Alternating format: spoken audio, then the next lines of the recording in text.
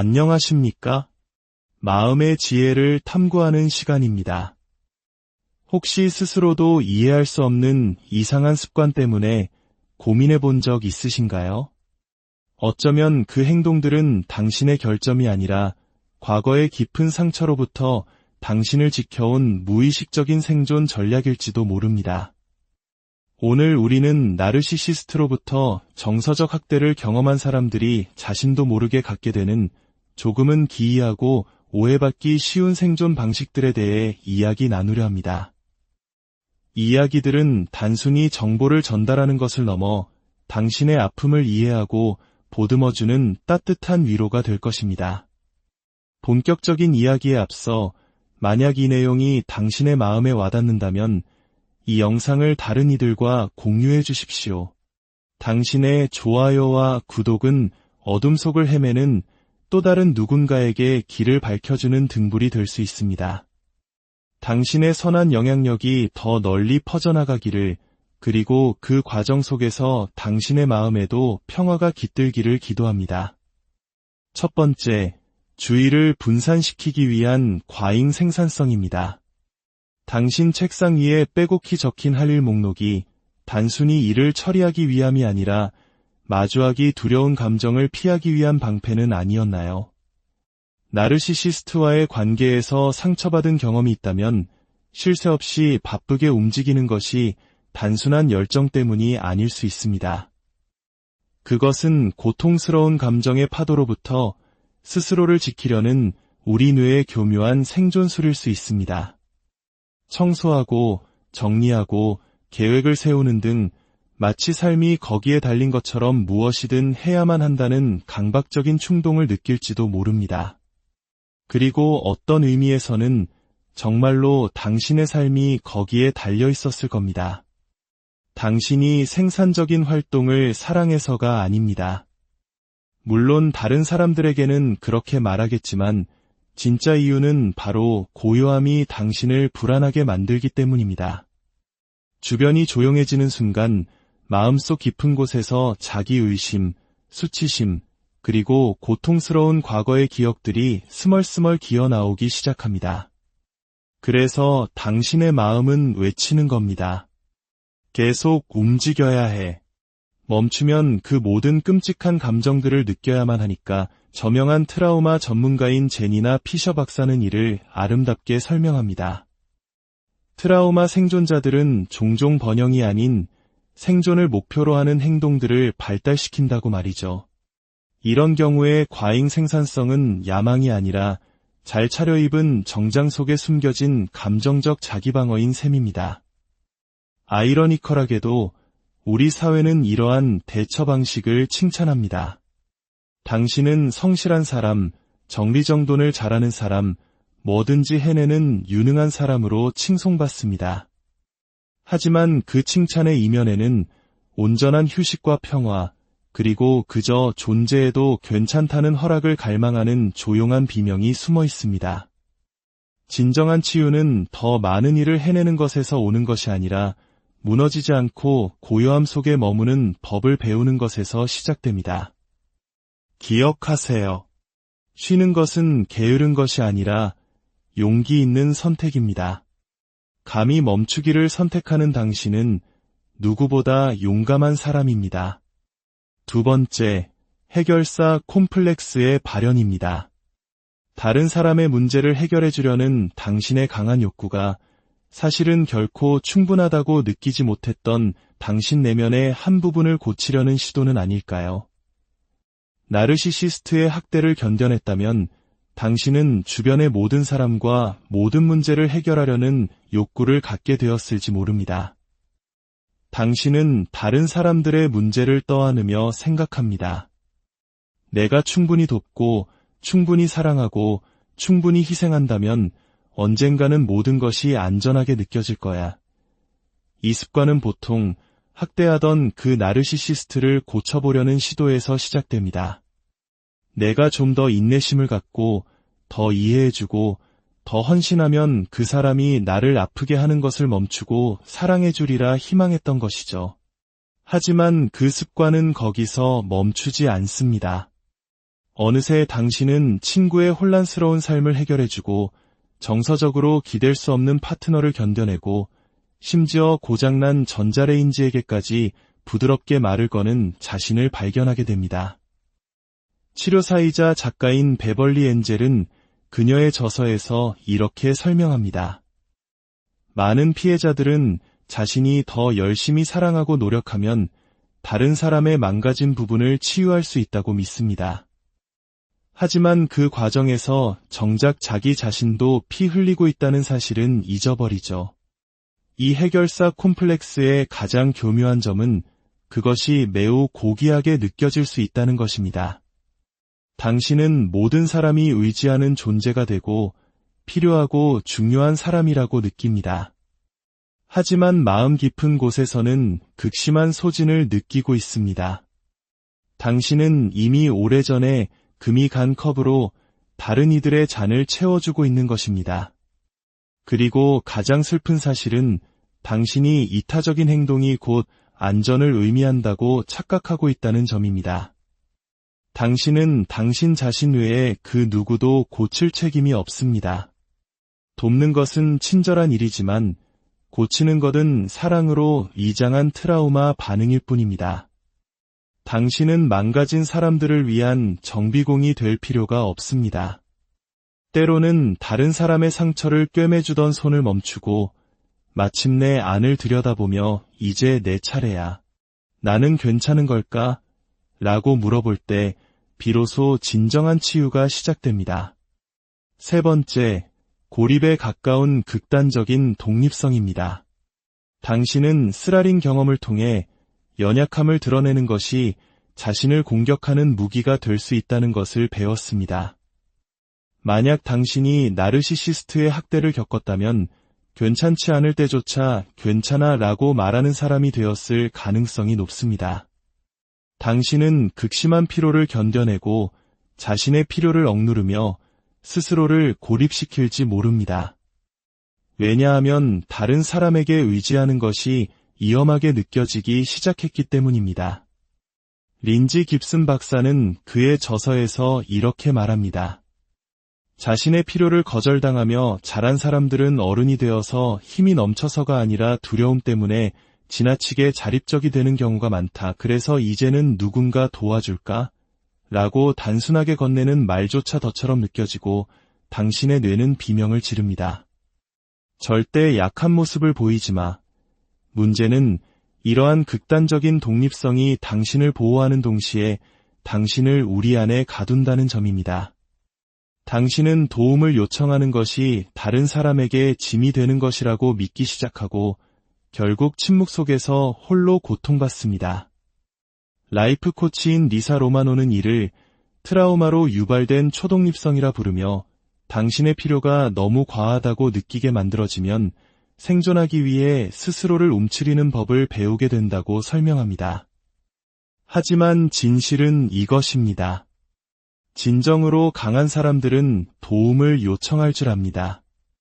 누군가가 당신을 지지하게 두는 것은 당신을 약하게 만드는 것이 아니라 치유를 향해 나아갈 만큼 용감하게 만드는 것입니다. 당신은 혼자서 모든 것을 해내도록 태어나지 않았습니다. 그리고 당신은 결코 짐이 되는 존재가 아닙니다. 당신은 그저 너무나 오랜 시간 동안 자기 자신의 영웅이 되어야만 했던 사람일 뿐입니다. 이제는 잠시 동안 다른 누군가가 당신을 위해 방패를 들어주게 해도 괜찮습니다. 네 번째, 좋은 소식을 나누길 거부하는 것입니다. 트라우마 치료사 베벌리 엔젤에 따르면 피해자들은 종종 성공 죄책감이라는 것을 갖게 된다고 합니다. 이는 자랑스러워하거나 기뻐하는 것이 타인의 비난이나 거절로 이어질 것이라는 두려움입니다.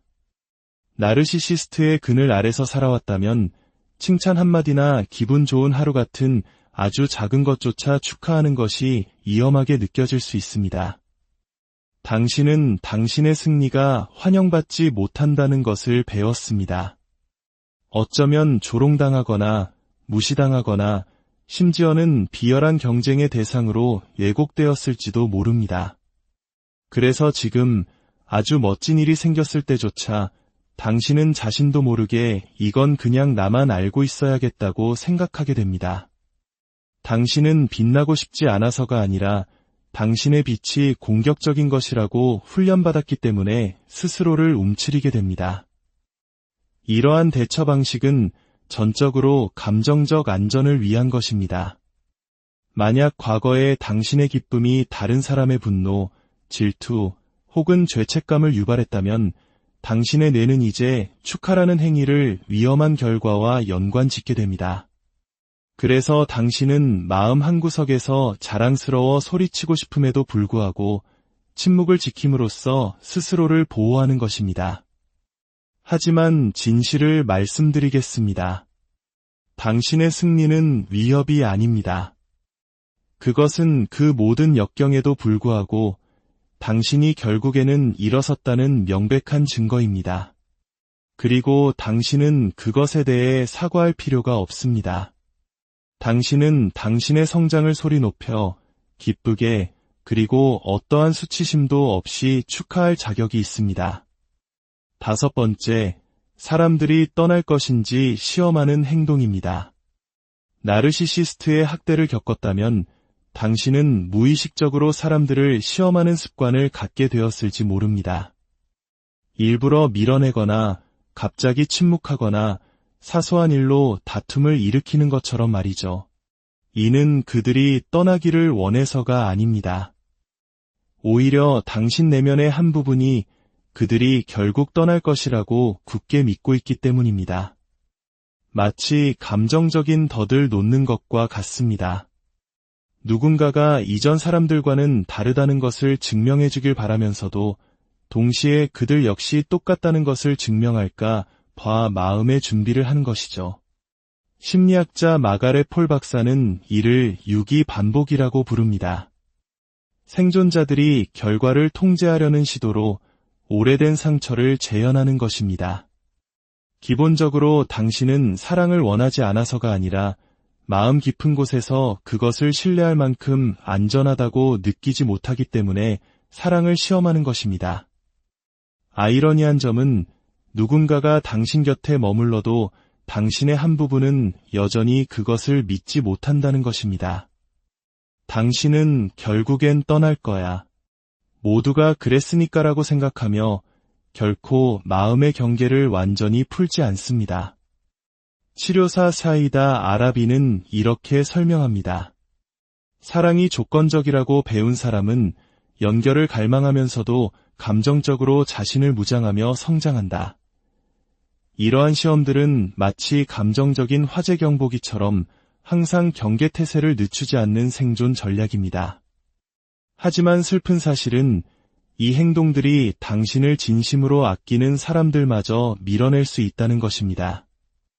진정한 치유는 다른 사람들이 자신을 증명하기를 기다리는 것을 멈추고 애초에 시험할 필요조차 없는 사랑을 받을 가치가 있는 존재임을 스스로 믿기 시작할 때 찾아옵니다. 6번째, 자신의 트라우마를 축소하는 것입니다. 나르시시스트들은 종종 피해자들의 고통이 과장된 것이라고 믿게 만드는 가스라이팅을 합니다. 그 결과 피해자들은 이를 내면화하게 됩니다. 만약 당신이 나르시시스트로부터 학대를 겪었다면 그냥 좀 안 좋은 관계였을 뿐이야 라거나 적어도 그 사람이 날 때리지는 않았잖아 와 같이 겪었던 일을 대수롭지 않게 넘기는 자신을 발견할지도 모릅니다. 이것을 최소화라고 부르며 이것 또한 교묘한 생존 메커니즘입니다. 당신의 고통을 온전히 인정하는 것이 위험하거나 심지어 배신처럼 느껴졌기 때문에 당신은 고통을 축소하는 법을 배운 것입니다.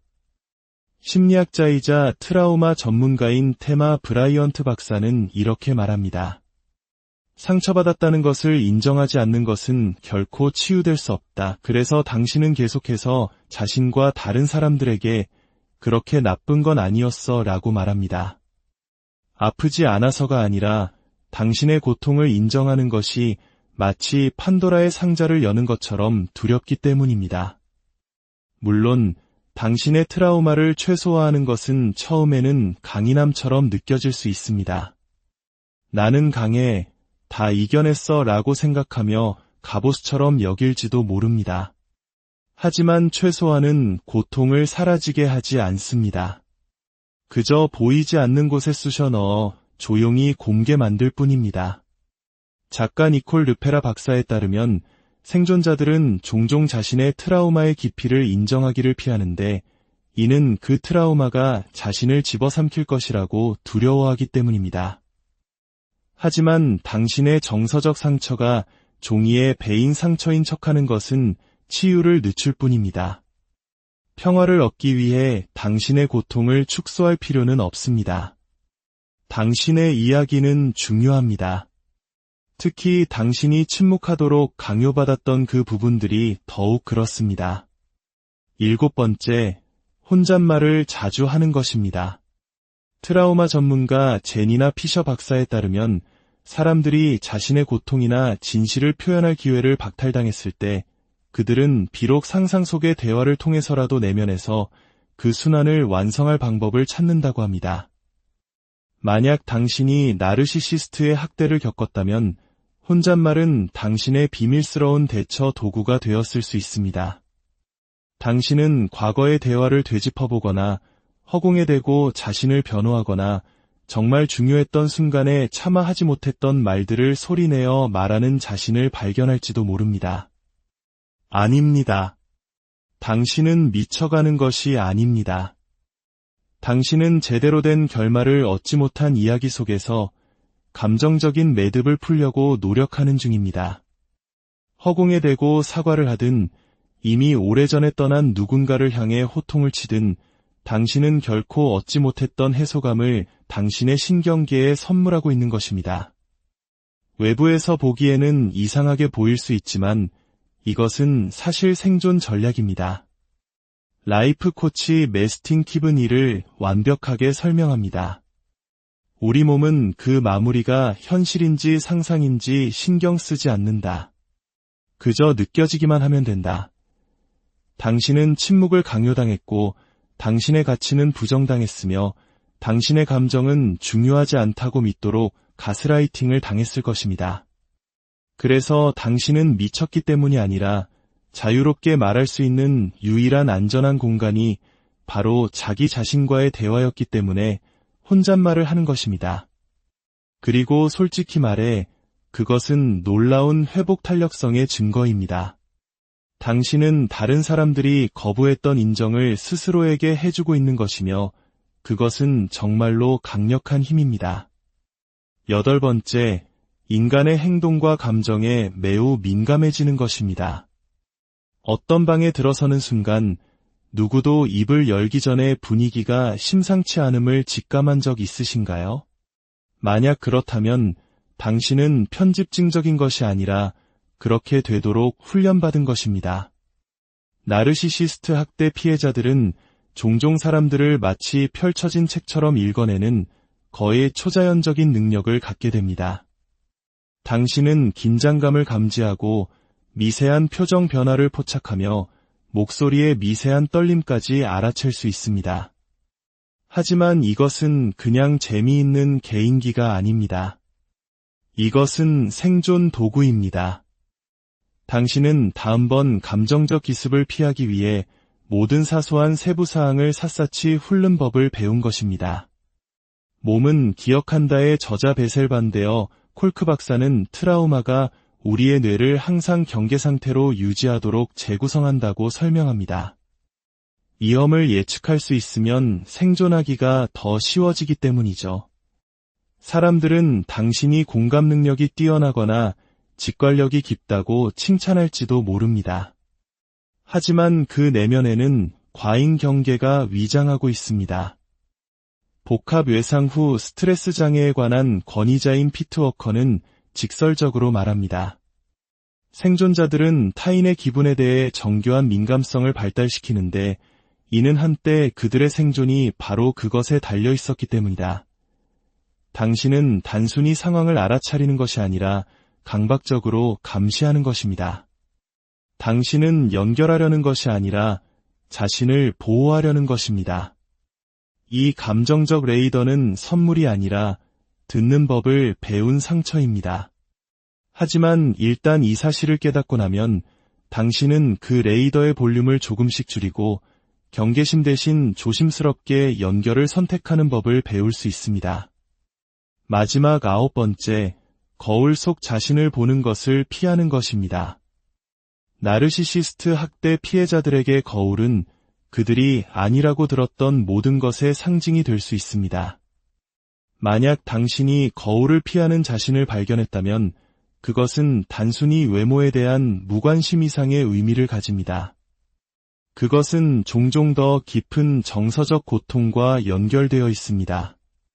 나르시시스트가 당신의 자존감을 무너뜨릴 때 그들은 당신이 누구인지에 대한 모든 것을 의심하게 만듭니다. 심리학자 제니퍼 프레이드 박사는 정서적 학대가 어떻게 자기인식을 깊이 왜곡시켜 자신의 모습을 보는 것만으로도 타인이 투사한 모든 부정적인 것들과 마주하는 것처럼 느끼게 만드는지에 대해 이야기합니다. 당신은 그들이 당신의 것이라고 확신시켰던 그 진실, 당신이 가치 없거나 소중하지 않거나 충분히 좋지 않다는 그 거짓말과 마주하는 것을 두려워하는 것입니다. 이 자기 거부는 피부 깊숙이보다 더 깊이 파고들어 자기 혐오를 막아주는 대처 메커니즘으로 작동합니다. 자신을 보지 않을 때 당신은 나르시시스트가 심어놓은 고통스러운 내면화된 믿음과 맞서지 않아도 되기 때문입니다. 하지만 여기 좋은 소식이 있습니다. 이 단절은 치유될 수 있습니다. 당신이 그들의 거짓말이 아닌 당신 자신의 눈으로 거울 속 당신을 더 많이 바라볼수록 당신은 온전하고 가치 있으며 사랑스러운 진짜 당신의 모습을 보기 시작할 것입니다. 당신은 이러한 대처 습관들을 선택하지 않았습니다. 상황이 힘들어졌을 때 그 습관들이 당신을 선택한 것입니다. 다른 사람들에게는 이상하게 보일지 몰라도 그 무엇도 도움이 되지 않았을 때 그것들은 당신이 생존하도록 도왔습니다. 이제 당신의 치유 여정에서 앞으로 나아갈 때 더 이상 당신에게 도움이 되지 않는 낡은 갑옷들은 이제 그만 내려놓아도 괜찮다는 것을 기억하십시오. 그리고 위안과 평화를 찾기 위한 새로운 방법들을 시도해 보십시오. 당신의 고요하고 평안한 날들을 안녕하십니까? 마음의 지혜를 탐구하는 시간입니다. 혹시 스스로도 이해할 수 없는 이상한 습관 때문에 고민해 본 적 있으신가요? 어쩌면 그 행동들은 당신의 결점이 아니라 과거의 깊은 상처로부터 당신을 지켜온 무의식적인 생존 전략일지도 모릅니다. 오늘 우리는 나르시시스트로부터 정서적 학대를 경험한 사람들이 자신도 모르게 갖게 되는 조금은 기이하고 오해받기 쉬운 생존 방식들에 대해 이야기 나누려 합니다. 이 이야기들은 단순히 정보를 전달하는 것을 넘어 당신의 아픔을 이해하고 보듬어주는 따뜻한 위로가 될 것입니다. 본격적인 이야기에 앞서 만약 이 내용이 당신의 마음에 와닿는다면 이 영상을 다른 이들과 공유해 주십시오. 당신의 좋아요와 구독은 어둠 속을 헤매는 또 다른 누군가에게 길을 밝혀주는 등불이 될 수 있습니다. 당신의 선한 영향력이 더 널리 퍼져나가기를, 그리고 그 과정 속에서 당신의 마음에도 평화가 깃들기를 기도합니다. 첫 번째, 주의를 분산시키기 위한 과잉 생산성입니다. 당신 책상 위에 빼곡히 적힌 할 일 목록이 단순히 일을 처리하기 위함이 아니라 마주하기 두려운 감정을 피하기 위한 방패는 아니었나요? 나르시시스트와의 관계에서 상처받은 경험이 있다면 쉴 새 없이 바쁘게 움직이는 것이 단순한 열정 때문이 아닐 수 있습니다. 그것은 고통스러운 감정의 파도로부터 스스로를 지키려는 우리 뇌의 교묘한 생존술일 수 있습니다. 청소하고 정리하고 계획을 세우는 등 마치 삶이 거기에 달린 것처럼 무엇이든 해야만 한다는 강박적인 충동을 느낄지도 모릅니다. 그리고 어떤 의미에서는 정말로 당신의 삶이 거기에 달려 있었을 겁니다. 당신이 생산적인 활동을 사랑해서가 아닙니다. 물론 다른 사람들에게는 그렇게 말하겠지만 진짜 이유는 바로 고요함이 당신을 불안하게 만들기 때문입니다. 주변이 조용해지는 순간 마음속 깊은 곳에서 자기의심, 수치심, 그리고 고통스러운 과거의 기억들이 스멀스멀 기어나오기 시작합니다. 그래서 당신의 마음은 외치는 겁니다. 계속 움직여야 해. 멈추면 그 모든 끔찍한 감정들을 느껴야만 하니까 저명한 트라우마 전문가인 제니나 피셔 박사는 이를 아름답게 설명합니다. 트라우마 생존자들은 종종 번영이 아닌 생존을 목표로 하는 행동들을 발달시킨다고 말이죠. 이런 경우에 과잉 생산성은 야망이 아니라 잘 차려입은 정장 속에 숨겨진 감정적 자기방어인 셈입니다. 아이러니컬하게도 우리 사회는 이러한 대처 방식을 칭찬합니다. 당신은 성실한 사람, 정리정돈을 잘하는 사람, 뭐든지 해내는 유능한 사람으로 칭송받습니다. 하지만 그 칭찬의 이면에는 온전한 휴식과 평화, 그리고 그저 존재해도 괜찮다는 허락을 갈망하는 조용한 비명이 숨어 있습니다. 진정한 치유는 더 많은 일을 해내는 것에서 오는 것이 아니라 무너지지 않고 고요함 속에 머무는 법을 배우는 것에서 시작됩니다. 기억하세요. 쉬는 것은 게으른 것이 아니라 용기 있는 선택입니다. 감히 멈추기를 선택하는 당신은 누구보다 용감한 사람입니다. 두 번째, 해결사 콤플렉스의 발현입니다. 다른 사람의 문제를 해결해 주려는 당신의 강한 욕구가 사실은 결코 충분하다고 느끼지 못했던 당신 내면의 한 부분을 고치려는 시도는 아닐까요? 나르시시스트의 학대를 견뎌냈다면 당신은 주변의 모든 사람과 모든 문제를 해결하려는 욕구를 갖게 되었을지 모릅니다. 당신은 다른 사람들의 문제를 떠안으며 생각합니다. 내가 충분히 돕고, 충분히 사랑하고, 충분히 희생한다면 언젠가는 모든 것이 안전하게 느껴질 거야. 이 습관은 보통 학대하던 그 나르시시스트를 고쳐보려는 시도에서 시작됩니다. 내가 좀 더 인내심을 갖고, 더 이해해주고, 더 헌신하면 그 사람이 나를 아프게 하는 것을 멈추고 사랑해주리라 희망했던 것이죠. 하지만 그 습관은 거기서 멈추지 않습니다. 어느새 당신은 친구의 혼란스러운 삶을 해결해주고 정서적으로 기댈 수 없는 파트너를 견뎌내고 심지어 고장난 전자레인지에게까지 부드럽게 말을 거는 자신을 발견하게 됩니다. 치료사이자 작가인 베벌리 엔젤은 그녀의 저서에서 이렇게 설명합니다. 많은 피해자들은 자신이 더 열심히 사랑하고 노력하면 다른 사람의 망가진 부분을 치유할 수 있다고 믿습니다.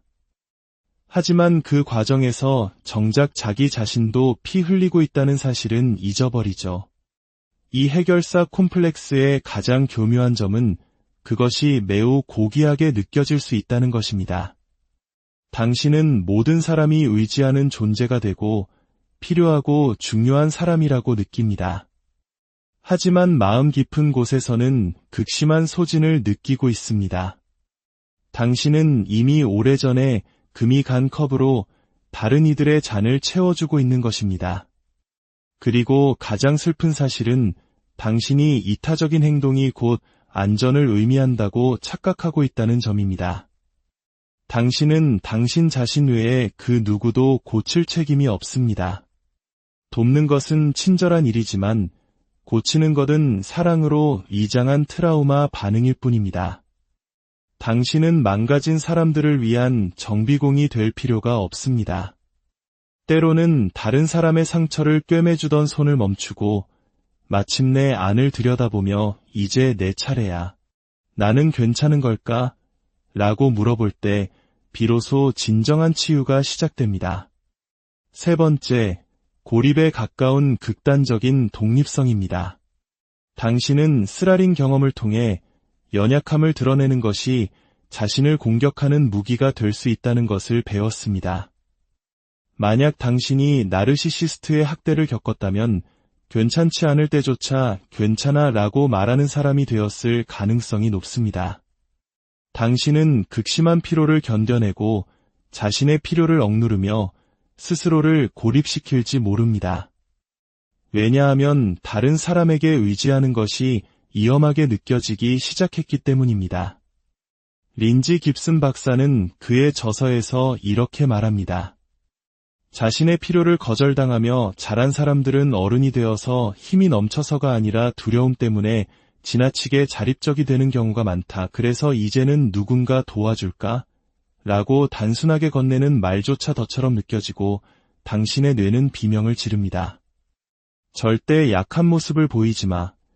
문제는 이러한 극단적인 독립성이 당신을 보호하는 동시에 당신을 우리 안에 가둔다는 점입니다.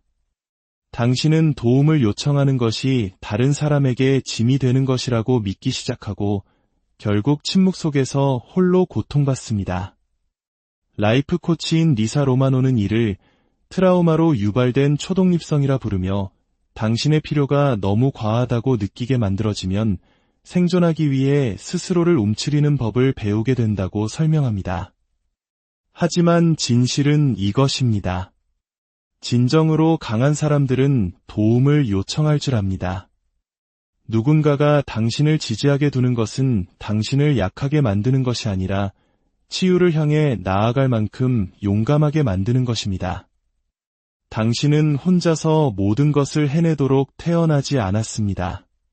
그리고 당신은 결코 짐이 되는 존재가 아닙니다.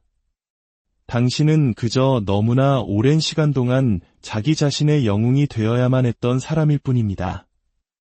이제는 잠시 동안 다른 누군가가 당신을 위해 방패를 들어주게 해도 괜찮습니다. 네 번째, 좋은 소식을 나누길 거부하는 것입니다. 트라우마 치료사 베벌리 엔젤에 따르면 피해자들은 종종 성공 죄책감이라는 것을 갖게 된다고 합니다. 이는 자랑스러워하거나 기뻐하는 것이 타인의 비난이나 거절로 이어질 것이라는 두려움입니다. 나르시시스트의 그늘 아래서 살아왔다면 칭찬 한마디나 기분 좋은 하루 같은 아주 작은 것조차 축하하는 것이 위험하게 느껴질 수 있습니다. 당신은 당신의 승리가 환영받지 못한다는 것을 배웠습니다. 어쩌면 조롱당하거나 무시당하거나 심지어는 비열한 경쟁의 대상으로 왜곡되었을지도 모릅니다. 그래서 지금 아주 멋진 일이 생겼을 때조차 당신은 자신도 모르게 이건 그냥 나만 알고 있어야겠다고 생각하게 됩니다. 당신은 빛나고 싶지 않아서가 아니라 당신의 빛이 공격적인 것이라고 훈련받았기 때문에 스스로를 움츠리게 됩니다. 이러한 대처 방식은 전적으로 감정적 안전을 위한 것입니다. 만약 과거에 당신의 기쁨이 다른 사람의 분노, 질투 혹은 죄책감을 유발했다면 당신의 뇌는 이제 축하라는 행위를 위험한 결과와 연관짓게 됩니다. 그래서 당신은 마음 한구석에서 자랑스러워 소리치고 싶음에도 불구하고 침묵을 지킴으로써 스스로를 보호하는 것입니다. 하지만 진실을 말씀드리겠습니다. 당신의 승리는 위협이 아닙니다. 그것은 그 모든 역경에도 불구하고 당신이 결국에는 일어섰다는 명백한 증거입니다. 그리고 당신은 그것에 대해 사과할 필요가 없습니다. 당신은 당신의 성장을 소리 높여 기쁘게 그리고 어떠한 수치심도 없이 축하할 자격이 있습니다. 다섯 번째, 사람들이 떠날 것인지 시험하는 행동입니다. 나르시시스트의 학대를 겪었다면 당신은 무의식적으로 사람들을 시험하는 습관을 갖게 되었을지 모릅니다. 일부러 밀어내거나 갑자기 침묵하거나 사소한 일로 다툼을 일으키는 것처럼 말이죠. 이는 그들이 떠나기를 원해서가 아닙니다. 오히려 당신 내면의 한 부분이 그들이 결국 떠날 것이라고 굳게 믿고 있기 때문입니다. 마치 감정적인 덫을 놓는 것과 같습니다. 누군가가 이전 사람들과는 다르다는 것을 증명해 주길 바라면서도 동시에 그들 역시 똑같다는 것을 증명할까 봐 마음의 준비를 하는 것이죠. 심리학자 마가렛 폴 박사는 이를 유기 반복이라고 부릅니다. 생존자들이 결과를 통제하려는 시도로 오래된 상처를 재현하는 것입니다. 기본적으로 당신은 사랑을 원하지 않아서가 아니라 마음 깊은 곳에서 그것을 신뢰할 만큼 안전하다고 느끼지 못하기 때문에 사랑을 시험하는 것입니다. 아이러니한 점은 누군가가 당신 곁에 머물러도 당신의 한 부분은 여전히 그것을 믿지 못한다는 것입니다. 당신은 결국엔 떠날 거야. 모두가 그랬으니까라고 생각하며 결코 마음의 경계를 완전히 풀지 않습니다. 치료사 사이다 아라비는 이렇게 설명합니다. 사랑이 조건적이라고 배운 사람은 연결을 갈망하면서도 감정적으로 자신을 무장하며 성장한다. 이러한 시험들은 마치 감정적인 화재 경보기처럼 항상 경계태세를 늦추지 않는 생존 전략입니다. 하지만 슬픈 사실은 이 행동들이 당신을 진심으로 아끼는 사람들마저 밀어낼 수 있다는 것입니다. 진정한 치유는 다른 사람들이 자신을 증명하기를 기다리는 것을 멈추고 애초에 시험할 필요조차 없는 사랑을 받을 가치가 있는 존재임을 스스로 믿기 시작할 때 찾아옵니다. 6번째, 자신의 트라우마를 축소하는 것입니다. 나르시시스트들은 종종 피해자들의 고통이 과장된 것이라고 믿게 만드는 가스라이팅을 합니다. 그 결과 피해자들은 이를 내면화하게 됩니다. 만약 당신이 나르시시스트로부터 학대를 겪었다면 그냥 좀 안 좋은 관계였을 뿐이야 라거나 적어도 그 사람이 날 때리지는 않았잖아 와 같이 겪었던 일을 대수롭지 않게 넘기는 자신을 발견할지도 모릅니다. 이것을 최소화라고 부르며 이것 또한 교묘한 생존 메커니즘입니다.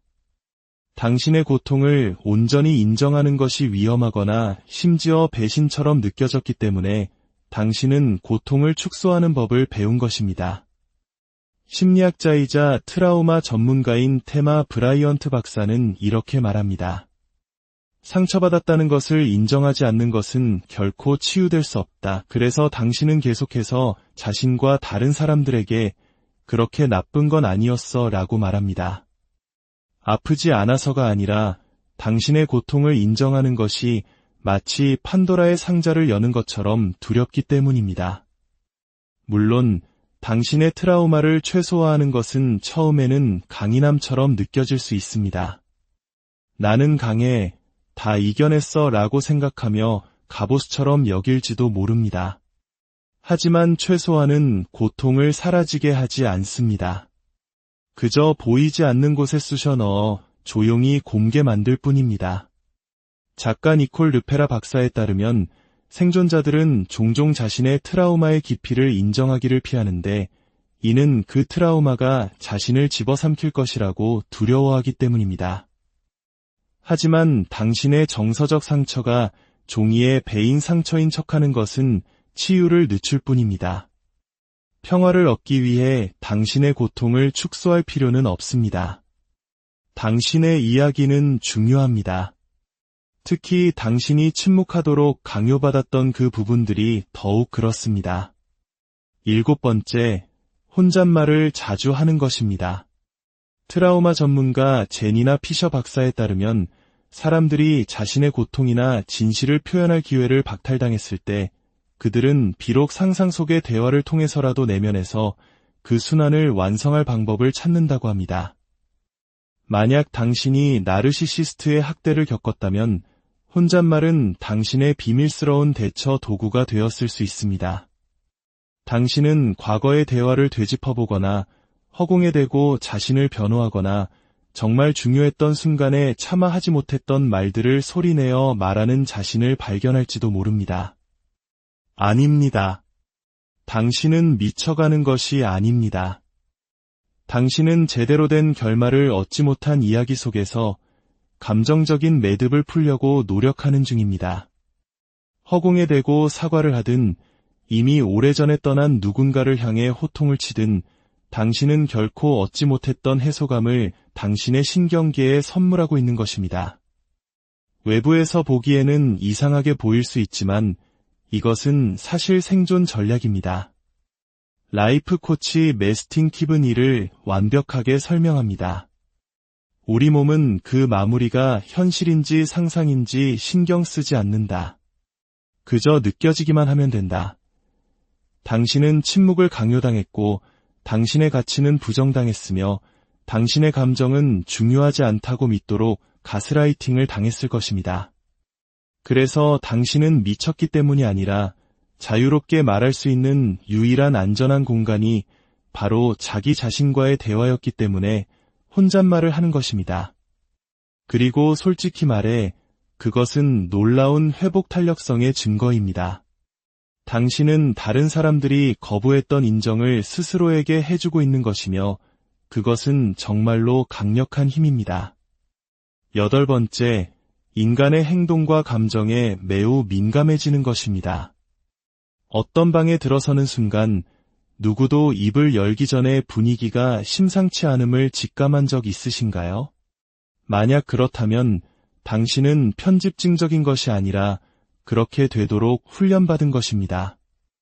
나르시시스트 학대 피해자들은 종종 사람들을 마치 펼쳐진 책처럼 읽어내는 거의 초자연적인 능력을 갖게 됩니다. 당신은 긴장감을 감지하고 미세한 표정 변화를 포착하며 목소리의 미세한 떨림까지 알아챌 수 있습니다. 하지만 이것은 그냥 재미있는 개인기가 아닙니다. 이것은 생존 도구입니다. 당신은 다음번 감정적 기습을 피하기 위해 모든 사소한 세부사항을 샅샅이 훑는 법을 배운 것입니다. 몸은 기억한다의 저자 베셀반데어 콜크 박사는 트라우마가 우리의 뇌를 항상 경계 상태로 유지하도록 재구성한다고 설명합니다. 위험을 예측할 수 있으면 생존하기가 더 쉬워지기 때문이죠. 사람들은 당신이 공감 능력이 뛰어나거나 직관력이 깊다고 칭찬할지도 모릅니다. 하지만 그 내면에는 과잉 경계가 위장하고 있습니다. 복합 외상 후 스트레스 장애에 관한 권위자인 피트 워커는 직설적으로 말합니다. 생존자들은 타인의 기분에 대해 정교한 민감성을 발달시키는데 이는 한때 그들의 생존이 바로 그것에 달려 있었기 때문이다. 당신은 단순히 상황을 알아차리는 것이 아니라 강박적으로 감시하는 것입니다. 당신은 연결하려는 것이 아니라 자신을 보호하려는 것입니다. 이 감정적 레이더는 선물이 아니라 듣는 법을 배운 상처입니다. 하지만 일단 이 사실을 깨닫고 나면 당신은 그 레이더의 볼륨을 조금씩 줄이고 경계심 대신 조심스럽게 연결을 선택하는 법을 배울 수 있습니다. 마지막 9번째, 거울 속 자신을 보는 것을 피하는 것입니다. 나르시시스트 학대 피해자들에게 거울은 그들이 아니라고 들었던 모든 것의 상징이 될 수 있습니다. 만약 당신이 거울을 피하는 자신을 발견했다면 그것은 단순히 외모에 대한 무관심 이상의 의미를 가집니다. 그것은 종종 더 깊은 정서적 고통과 연결되어 있습니다. 나르시시스트가 당신의 자존감을 무너뜨릴 때 그들은 당신이 누구인지에 대한 모든 것을 의심하게 만듭니다. 심리학자 제니퍼 프레이드 박사는 정서적 학대가 어떻게 자기인식을 깊이 왜곡시켜 자신의 모습을 보는 것만으로도 타인이 투사한 모든 부정적인 것들과 마주하는 것처럼 느끼게 만드는지에 대해 이야기합니다. 당신은 그들이 당신의 것이라고 확신시켰던 그 진실, 당신이 가치 없거나 소중하지 않거나 충분히 좋지 않다는 그 거짓말과 마주하는 것을 두려워하는 것입니다. 이 자기 거부는 피부 깊숙이보다 더 깊이 파고들어 자기 혐오를 막아주는 대처 메커니즘으로 작동합니다. 자신을 보지 않을 때 당신은 나르시시스트가 심어놓은 고통스러운 내면화된 믿음과 맞서지 않아도 되기 때문입니다. 하지만 여기 좋은 소식이 있습니다. 이 단절은 치유될 수 있습니다. 당신이 그들의 거짓말이 아닌 당신 자신의 눈으로 거울 속 당신을 더 많이 바라볼수록 당신은 온전하고 가치 있으며 사랑스러운 진짜 당신의 모습을 보기 시작할 것입니다. 당신은 이러한 대처 습관들을 선택하지 않았습니다. 상황이 힘들어졌을 때 그 습관들이 당신을 선택한 것입니다. 다른 사람들에게는 이상하게 보일지 몰라도 그 무엇도 도움이 되지 않았을 때 그것들은 당신이 생존하도록 도왔습니다. 이제 당신의 치유 여정에서 앞으로 나아갈 때 더 이상 당신에게 도움이 되지 않는 낡은 갑옷들은 이제 그만 내려놓아도 괜찮다는 것을 기억하십시오.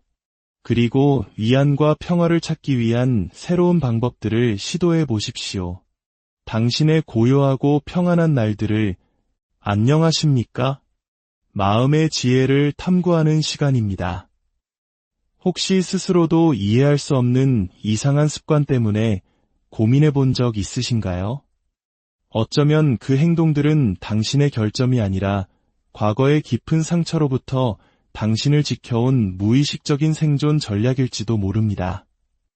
오늘 우리는 나르시시스트로부터 정서적 학대를 경험한 사람들이 자신도 모르게 갖게 되는 조금은 기이하고 오해받기 쉬운 생존 방식들에 대해 이야기 나누려 합니다.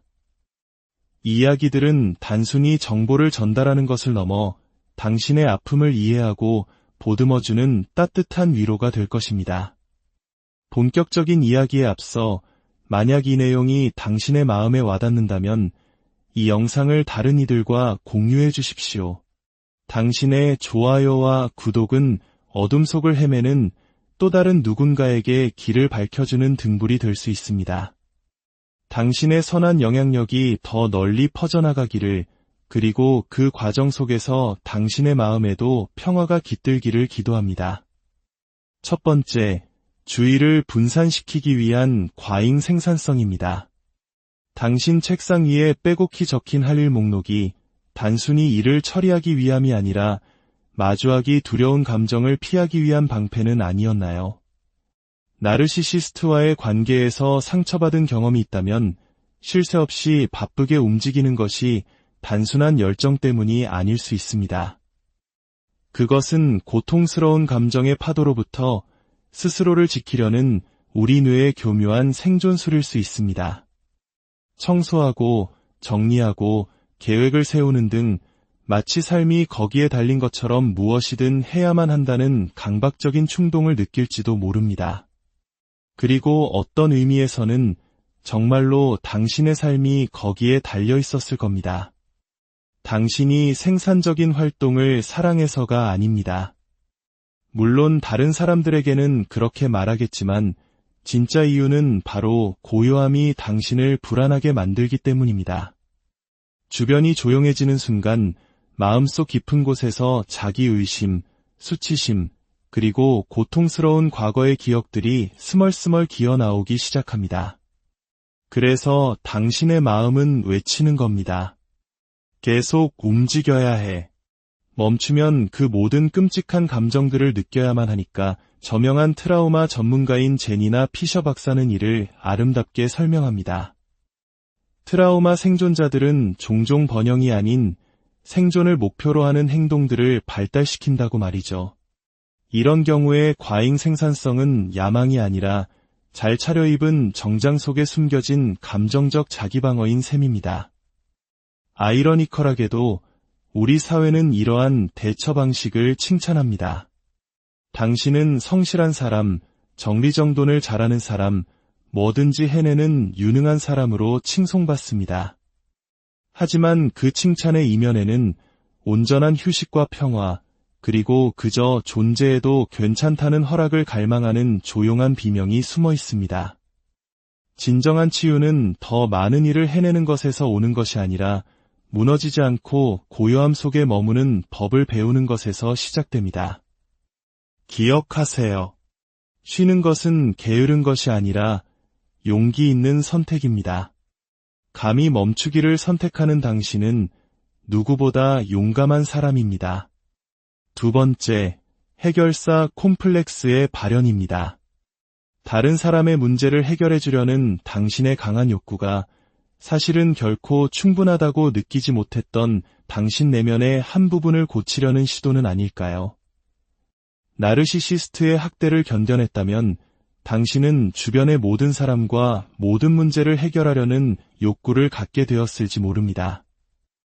당신은 다른 사람들의 문제를 떠안으며 생각합니다. 내가 충분히 돕고, 충분히 사랑하고, 충분히 희생한다면 언젠가는 모든 것이 안전하게 느껴질 거야.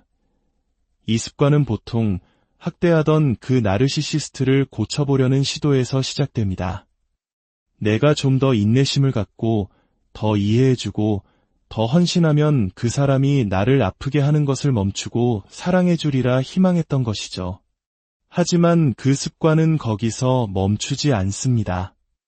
어느새 당신은 친구의 혼란스러운 삶을 해결해주고, 정서적으로 기댈 수 없는 파트너를 견뎌내고, 심지어 고장난 전자레인지에게까지 부드럽게 말을 거는 자신을 발견하게 됩니다. 치료사이자 작가인 베벌리 엔젤은 그녀의 저서에서 이렇게 설명합니다. 많은 피해자들은 자신이 더 열심히 사랑하고 노력하면 다른 사람의 망가진 부분을 치유할 수 있다고 믿습니다.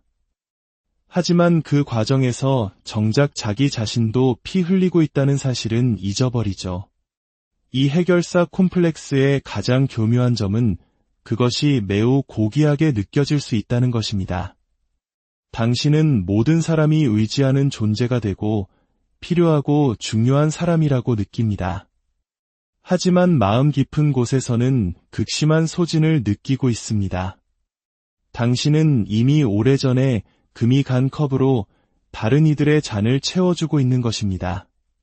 그리고 가장 슬픈 사실은 당신이 이타적인 행동이 곧 안전을 의미한다고 착각하고 있다는 점입니다. 당신은 당신 자신 외에 그 누구도 고칠 책임이 없습니다. 돕는 것은 친절한 일이지만 고치는 것은 사랑으로 위장한 트라우마 반응일 뿐입니다. 당신은 망가진 사람들을 위한 정비공이 될 필요가 없습니다.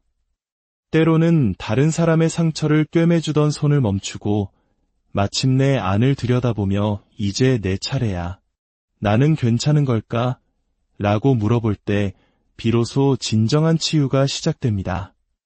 세 번째, 고립에 가까운 극단적인 독립성입니다. 당신은 쓰라린 경험을 통해 연약함을 드러내는 것이 자신을 공격하는 무기가 될 수 있다는 것을 배웠습니다.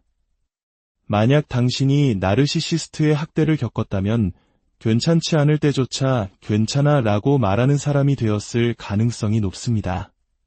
당신은 극심한 피로를 견뎌내고 자신의 필요를 억누르며 스스로를 고립시킬지 모릅니다. 왜냐하면 다른 사람에게 의지하는 것이 위험하게 느껴지기 시작했기 때문입니다. 린지 깁슨 박사는 그의 저서에서 이렇게 말합니다.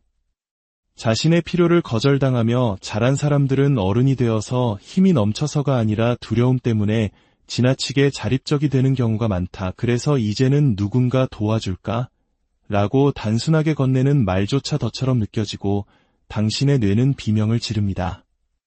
절대 약한 모습을 보이지 마. 문제는 이러한 극단적인 독립성이 당신을 보호하는 동시에 당신을 우리 안에 가둔다는 점입니다. 당신은 도움을 요청하는 것이 다른 사람에게 짐이 되는 것이라고 믿기 시작하고 결국 침묵 속에서 홀로 고통받습니다. 라이프 코치인 리사 로마노는 이를 트라우마로 유발된 초독립성이라 부르며 당신의 필요가 너무 과하다고 느끼게 만들어지면 생존하기 위해 스스로를 움츠리는 법을 배우게 된다고 설명합니다. 하지만 진실은 이것입니다. 진정으로 강한 사람들은 도움을 요청할 줄 압니다. 누군가가 당신을 지지하게 두는 것은 당신을 약하게 만드는 것이 아니라 치유를 향해 나아갈 만큼 용감하게 만드는 것입니다. 당신은 혼자서 모든 것을 해내도록 태어나지 않았습니다. 그리고 당신은 결코 짐이 되는 존재가 아닙니다. 당신은 그저 너무나 오랜 시간 동안 자기 자신의 영웅이 되어야만 했던 사람일 뿐입니다. 이제는 잠시 동안 다른 누군가가 당신을 위해 방패를 들어주게 해도 괜찮습니다. 네 번째, 좋은 소식을 나누길 거부하는 것입니다. 트라우마 치료사 베벌리 엔젤에 따르면 피해자들은 종종 성공 죄책감이라는 것을 갖게 된다고 합니다. 이는 자랑스러워하거나 기뻐하는 것이 타인의 비난이나 거절로 이어질 것이라는 두려움입니다. 나르시시스트의 그늘 아래서 살아왔다면 칭찬 한마디나 기분 좋은 하루 같은 아주 작은 것조차 축하하는 것이 위험하게 느껴질 수 있습니다. 당신은 당신의 승리가 환영받지 못한다는 것을 배웠습니다. 어쩌면 조롱당하거나 무시당하거나 심지어는 비열한 경쟁의 대상으로 왜곡되었을지도 모릅니다. 그래서 지금 아주 멋진 일이 생겼을 때조차 당신은 자신도 모르게 이건 그냥 나만 알고 있어야겠다고 생각하게 됩니다. 당신은 빛나고 싶지 않아서가 아니라 당신의 빛이 공격적인 것이라고 훈련받았기 때문에 스스로를 움츠리게 됩니다. 이러한 대처 방식은 전적으로 감정적 안전을 위한 것입니다. 만약 과거에 당신의 기쁨이 다른 사람의 분노, 질투 혹은 죄책감을 유발했다면 당신의 뇌는 이제 축하라는 행위를 위험한 결과와 연관짓게 됩니다. 그래서 당신은 마음 한구석에서 자랑스러워 소리치고 싶음에도 불구하고 침묵을 지킴으로써 스스로를 보호하는 것입니다. 하지만 진실을 말씀드리겠습니다. 당신의 승리는 위협이 아닙니다. 그것은 그 모든 역경에도 불구하고 당신이 결국에는 일어섰다는 명백한 증거입니다. 그리고 당신은 그것에 대해 사과할 필요가 없습니다. 당신은 당신의 성장을 소리 높여 기쁘게 그리고 어떠한 수치심도 없이 축하할 자격이 있습니다. 5번째, 사람들이 떠날 것인지 시험하는 행동입니다. 나르시시스트의 학대를 겪었다면 당신은 무의식적으로 사람들을 시험하는 습관을 갖게 되었을지 모릅니다. 일부러 밀어내거나 갑자기 침묵하거나 사소한 일로 다툼을 일으키는 것처럼 말이죠. 이는 그들이 떠나기를 원해서가 아닙니다. 오히려 당신 내면의 한 부분이 그들이 결국 떠날 것이라고 굳게 믿고 있기 때문입니다. 마치 감정적인 덫을 놓는 것과 같습니다. 누군가가 이전 사람들과는 다르다는 것을 증명해 주길 바라면서도 동시에 그들 역시 똑같다는 것을 증명할까 봐 마음의 준비를 하는 것이죠. 심리학자 마가렛 폴 박사는 이를 유기 반복이라고 부릅니다. 생존자들이 결과를 통제하려는 시도로 오래된 상처를 재현하는 것입니다. 기본적으로 당신은 사랑을 원하지 않아서가 아니라 마음 깊은 곳에서 그것을 신뢰할 만큼 안전하다고 느끼지 못하기 때문에 사랑을 시험하는 것입니다. 아이러니한 점은 누군가가 당신 곁에 머물러도 당신의 한 부분은 여전히 그것을 믿지 못한다는 것입니다. 당신은 결국엔 떠날 거야. 모두가 그랬으니까라고 생각하며 결코 마음의 경계를 완전히 풀지 않습니다. 치료사 사이다 아라비는 이렇게 설명합니다. 사랑이 조건적이라고 배운 사람은 연결을 갈망하면서도 감정적으로 자신을 무장하며 성장한다. 이러한 시험들은 마치 감정적인 화재 경보기처럼 항상 경계태세를 늦추지 않는 생존 전략입니다. 하지만 슬픈 사실은 이 행동들이 당신을 진심으로 아끼는 사람들마저 밀어낼 수 있다는 것입니다. 진정한 치유는 다른 사람들이 자신을 증명하기를 기다리는 것을 멈추고 애초에 시험할 필요조차 없는 사랑을 받을 가치가 있는 존재임을 스스로 믿기 시작할 때 찾아옵니다. 6번째, 자신의 트라우마를 축소하는 것입니다. 나르시시스트들은 종종 피해자들의 고통이 과장된 것이라고 믿게 만드는 가스라이팅을 합니다. 그 결과 피해자들은 이를 내면화하게 됩니다. 만약 당신이 나르시시스트로부터 학대를 겪었다면 그냥 좀 안 좋은 관계였을 뿐이야 라거나 적어도 그 사람이 날 때리지는 않았잖아 와 같이 겪었던 일을 대수롭지 않게 넘기는 자신을 발견할지도 모릅니다. 이것을 최소화라고 부르며 이것 또한 교묘한 생존 메커니즘입니다. 당신의 고통을 온전히 인정하는 것이 위험하거나 심지어 배신처럼 느껴졌기 때문에 당신은 고통을 축소하는 법을 배운 것입니다. 심리학자이자 트라우마 전문가인 테마 브라이언트 박사는 이렇게 말합니다. 상처받았다는 것을 인정하지 않는 것은 결코 치유될 수 없다. 그래서 당신은 계속해서 자신과 다른 사람